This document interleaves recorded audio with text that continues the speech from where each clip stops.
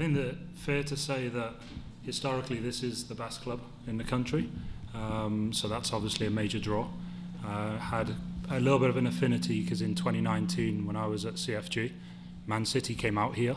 That was part of their pre-season tour, so there was that kind of connection, and speaking to those guys about what this club is, the area, the people, that naturally made me curious, so that was always there.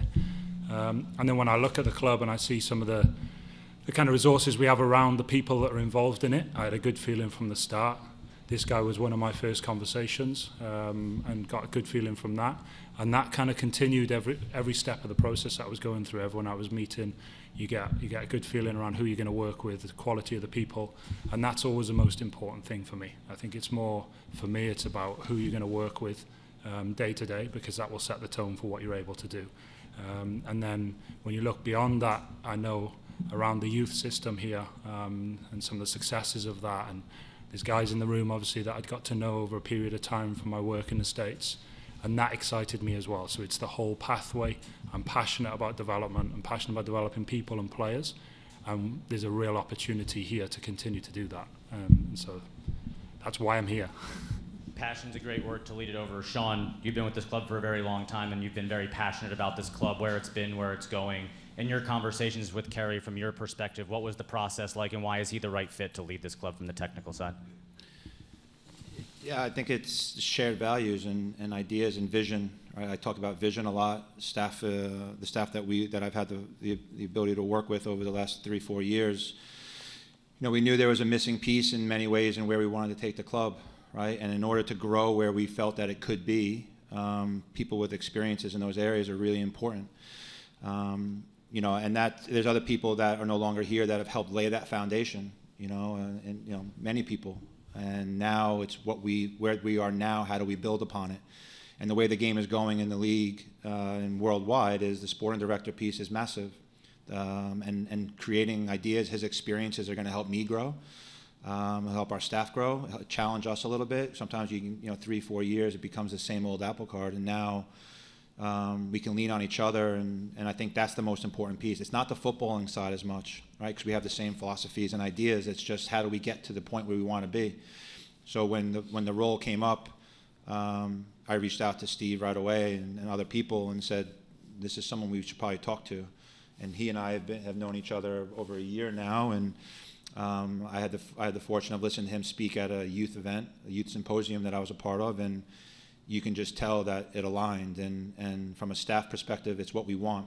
And I've been with the club over 20 years. I've been with the youth club, and Gary's in the back. I've been with that. I was with them for almost 20 years, 19 years, 18 years, and we've built something really special. And I think this is the final piece that we can now put together and say we actually have a proper club compared to other clubs who say they have a proper club. And I don't say that lightly. I mean it, because I truly believe in what we've built here and what we've created in the facility and where we're going, where we want to take it. So you need the right person to do that. And in order to have that, you need the people that have connections and experiences that we as a staff don't have. So yeah, we're thrilled and excited, and it also gives me someone to lean on a little bit, because I've always lent on the staff, and that could become cumbersome because we're in it together and we can't separate, and that can help alleviate some of those stresses as well. Ceri, from everything we've heard about you coming in, you're a people person. You put people first before the football. If you could speak a bit to your philosophy and your leadership style, and a bit more about what you intend to bring to the Courage in this role. Yeah, well, I've already said people are massively important. We have to see the person before the professional. That's huge, because if you want the best version of the professional, then you have to have a happy and productive and motivated person. In terms of how I like to work, it's with people. So I don't come in today and say this is the way we're now going to do things and it's going to be my way. That's absolutely not the way that I operate. It's about how can we co-create and continue to evolve what's been put in place. Sean mentioned those that have laid foundations already, and it's about respecting them. It's about protecting the things that have got the club to where it is. And then it's about what else can we do, what else can we create, how can we strengthen what we do to get where we want to get to, and continually do that, because being successful once is not the way. You have to be successful every single year, and that's what the best do, and that's certainly what we'll look to do as a group of staff.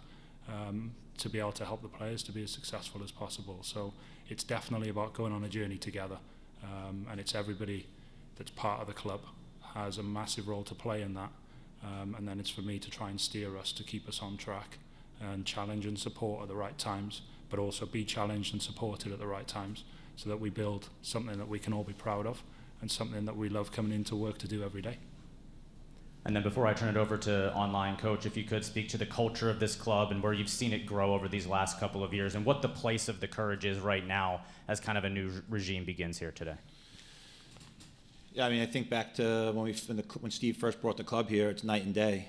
When myself and the staff took over in 2021, during that period of time, we started over again in many ways, and I've said it millions of times. It was recreating a sense of belief, not only within our walls, but with our fan base.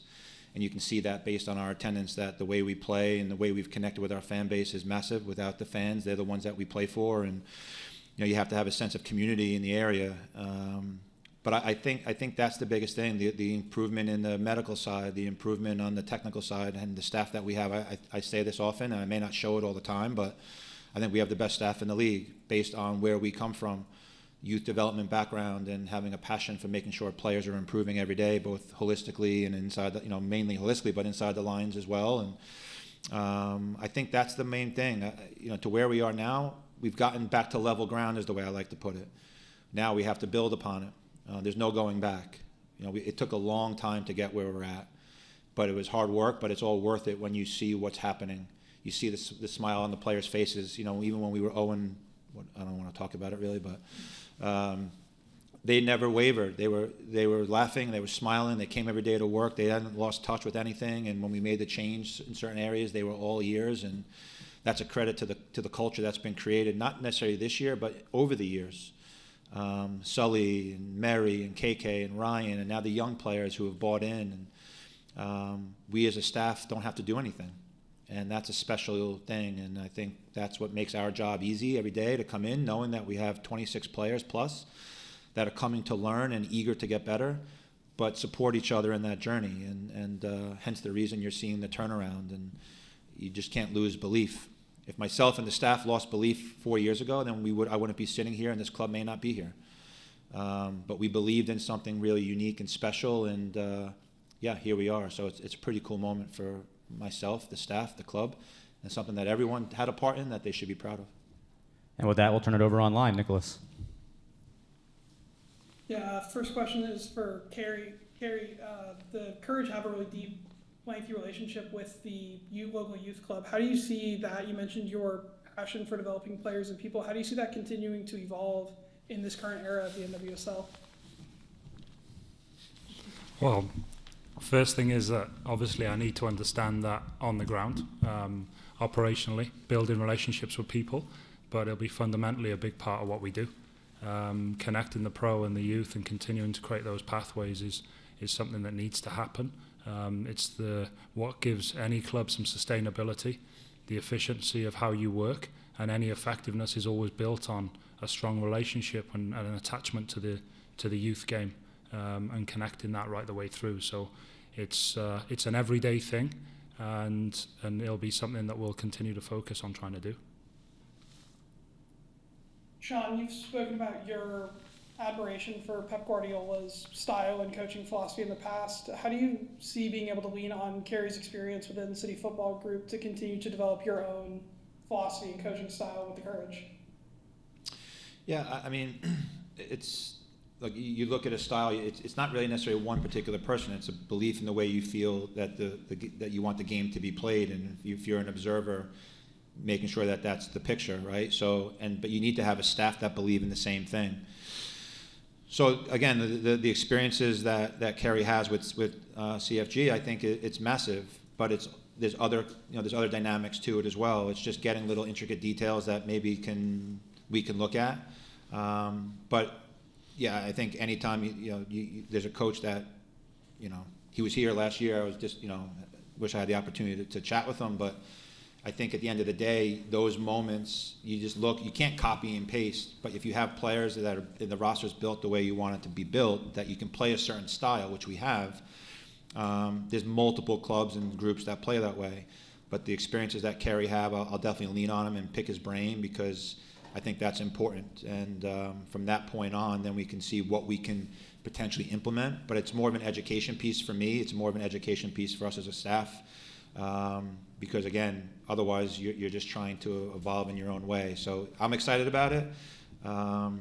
If you want, whenever you want to pass his number, just let me know and I can just give him a call and chat with him. But no, it's a great time. But again, Ceri also has his own experiences outside of City Football Group that we can lean on, and vice versa. So it's more than just one particular person.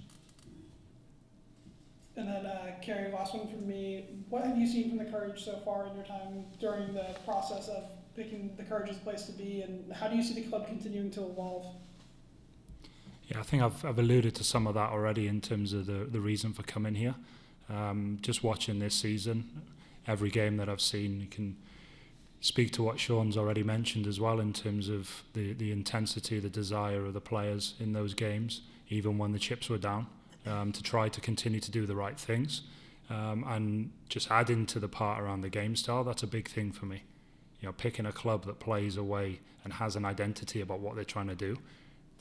This place is the closest aligned in terms of how I see the game and how I believe the game, because of not just City Football Group, but all the clubs that I've been at leading to that place. They all had an identity, and that starts right at the beginning at Swansea City, and that was obviously developed by a guy called Roberto Martinez. But that was our way. So it's always been the way that I've looked at the game since. And it's a mindset. It's a mental model. It's a mindset for how you see it. And then within it, you have to contextualize. So there's never any way that we can just go and copy anything that anyone else does. We have unique people here.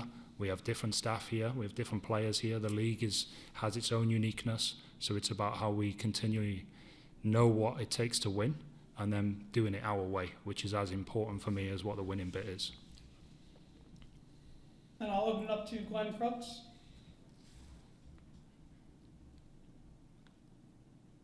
Hey, both of you, how are you? Good, Glenn. Good, mate. Congratulations, Ceri. I'm most interested in talking about the coaching side of the coaching development and your experience with City Football Group in particular, where you were developing and supporting the coaching community. And then you have this cohesive football philosophy that you're also trying to instill. So kind of a loaded question, but how do you foresee that what are some of your thinkings from your experience as to how you want to develop the staff? Yeah, great question. I think first thing is, obviously, again, I go back to respecting what's already here, because there's already a real foundation here of the way they want to play and how they do things. The staff development thing is something that is big for me every day of the week. So that's the element for me in terms of how do we develop staff in line with what that methodology piece is. And it's a two-way process, I think. So it's not only, development isn't something that you do to people, it's the experience that you create for them. And then it's around how can I learn from other people in the same way as maybe they can learn from me. So it's creating that open dialogue.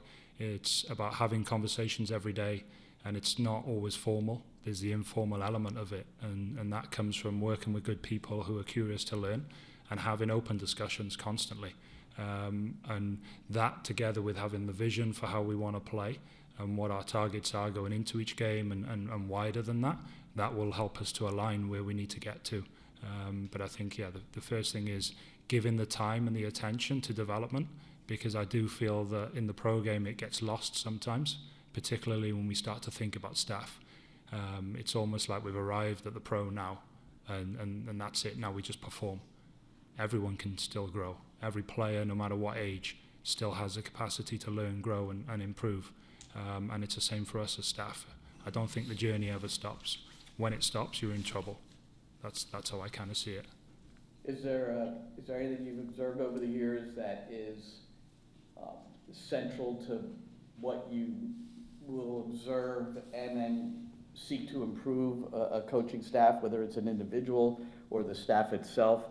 Sometimes there's this common thread of things that you might see. Yeah, well, the biggest one for me is curiosity. The best coaches in the world, the best staff in the world are curious. That's what I see when, Pep's been mentioned, but him and others, Gio, when I worked with him, it's around who are the curious people, the ones that want to learn. Kush was the same, someone that you know really well, Glenn, constantly curious about what else can I do, where can I find the next kind of added value that I can bring into what we're doing to be better every day. So I think that's the first one.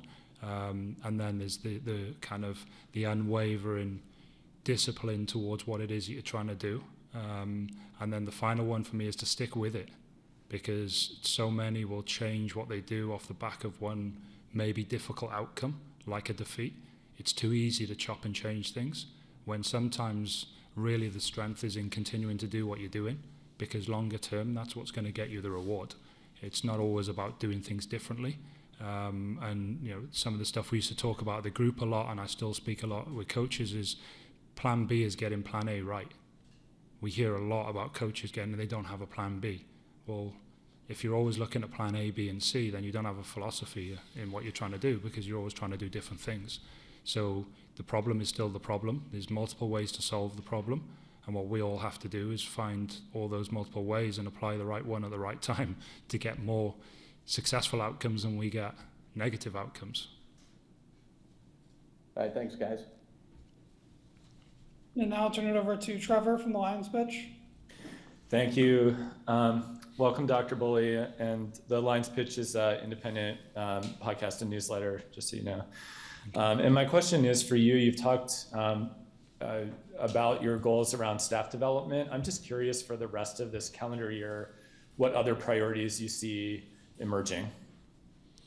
Yeah, without going into too much detail of what our plans are going to be, naturally there's a normal process when a new member of staff comes in, that they get to know what day-to-day looks like, and get to understand people. So that's my biggest priority, because you only get one opportunity to build a relationship at the start. And so I want to give the attention that deserves to really getting to understand the people that are in this club, the people that have helped make it successful to this point, and what things I can do to support them in their day-to-day. That's honestly, that's my biggest priority at the moment. And then beyond that, it's about where are some of the gaps that we might have in what we currently do that we might need to start to build out. But also coming in and partway through a season, there's a priority around winning games, right? So there's certain ways that you have to work with a staff that's different to what you might do if you came in an off season, because of the time factor. So it's about trying to help these guys to be as efficient and effective with their time as they can be, whilst adding little bits as we go. But yeah, without getting into too much detail about the direction that we might go in, that's the priority for now. Got it. Thank you for your time. Last call for questions on Zoom.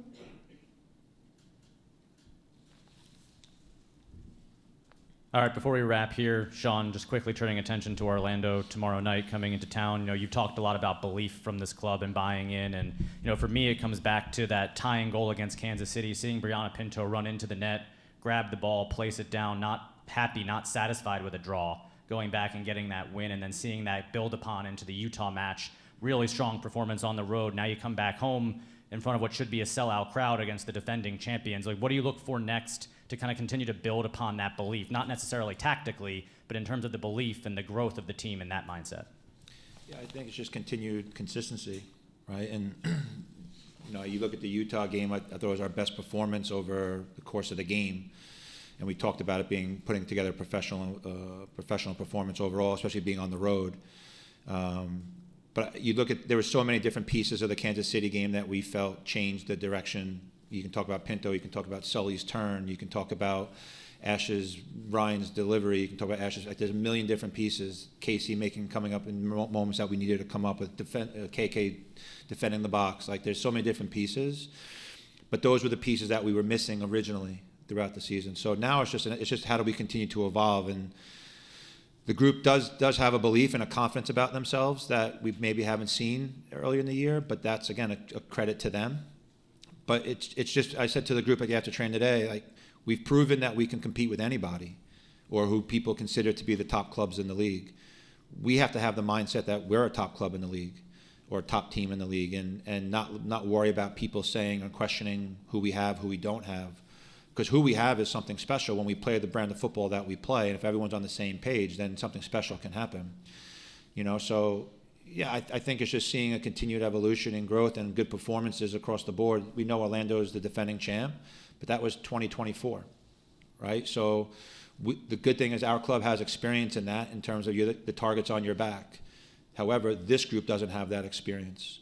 So we as a group have to just lean on each other and show belief and let them go do their thing, make decisions on the field, and after 90 minutes, the result is the result. And then it's how do we get better, whether we win, lose, or draw, where are areas that we can improve in. And that's the consistency that that we as a staff have shown the players and they've shown us. So I just want to see a good performance. Usually a good performance by us gives us a chance to get the result. The fact that we're home, as I always tell the players, regardless of who's in the stands, we have an obligation to perform for our fans. And at the end of the day, enjoy the moment. Don't take it for granted. And they're doing that every single day. So look, I'm lucky with the locker room we have. We have a special group of people. And then as a result, really good players. And it's led by a lot of veterans that are accepted their roles right now. And hopefully we can put on a good performance tomorrow. And if we do, then we're always going to give ourselves a chance to get 3 points. And then finally, Ceri, to wrap things up, you'll meet the fans tomorrow night before the Courage kickoff. What's your message to Courage Country, to those fan base that's looking forward to a new era, kind of? Keep coming. Make sure you support the team, continue to do it, because the difference that it makes playing at home is huge. And that's for any club in any country. Playing at home is the best thing when your fans show up and they're there for you. And hopefully we'll continue to do, as Sean said, put on a performance that makes you want to keep coming back. But it's a thank you for coming, making it a sellout tomorrow, because it makes such a difference to be on the pitch and have those behind you makes a massive difference. So it doesn't go unnoticed. Thank you for coming and showing up for a sellout tomorrow, and hopefully you keep doing that through the season. Well, we're excited to have your first game tomorrow night. Thank you so much for your time, and professionally, welcome to Courage Country. Thank you. Sean, Ceri, thank you. Thank you.